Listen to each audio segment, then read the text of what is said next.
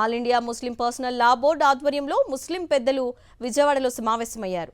వక్ఫ్ సవరణ బిల్లుకు వ్యతిరేకంగా పోరాడేందుకు కార్యాచరణ రూపొందించారు.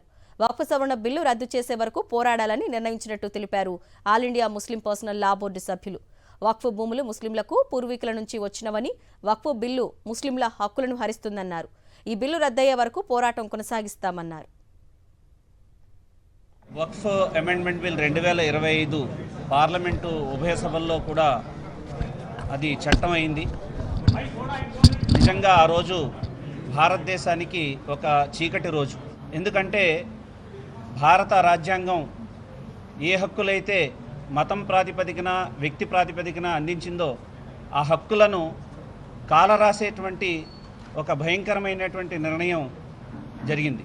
భారతదేశంలో ఉన్నటువంటి ముస్లింలు మాత్రమే కాకుండా ఇంకా అనేక మతాలకు సంబంధించినటువంటి ప్రజలు, ప్రజాస్వామ్యవాదులు, రాజ్యాంగాన్ని ప్రేమించేటువంటి వారు, లౌకికవాదులందరూ కూడా ఈ నల్ల చట్టాన్ని పూర్తిగా వ్యతిరేకిస్తున్నారు. ముస్లిం పర్సనల్ లా బోర్డు ఇచ్చిన ఏదైతే మనకి సూచనలు ఉన్నాయో వాటిని ఎలాగ ఇంప్లిమెంట్ చేయాలి, రాబోయే కాలంలో ఎలాగా మేము శాంతియుతంగా మనం ఈ సమస్యను పరిష్కరించుకోవడానికి కేంద్ర ప్రభుత్వ ఒత్తిడి ఎలా తేవాలి అనేది సూచనలు మాకు వచ్చినాయి. దాని ప్రకారం మేము ముందుకెళ్లాలని నిర్ణయించుకున్నాము. ఇప్పుడు ఇది ఆరంభం మాత్రమే. ఇకపై తీవ్రతరం ఈ ఉద్యమాన్ని చేస్తాము.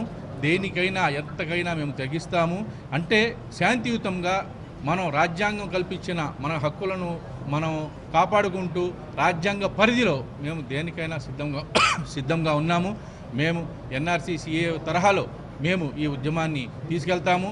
ఒక షాహీన్ బాగ్ లాగా, ఒక కిసాన్ మోర్చా లాగా దీన్ని తీసుకెళ్ళి మా హక్కుల్ని మేము సాధించే వరకు మేము నిద్రపోము అని ఈ విధంగా నేను తెలియజేస్తున్నాను.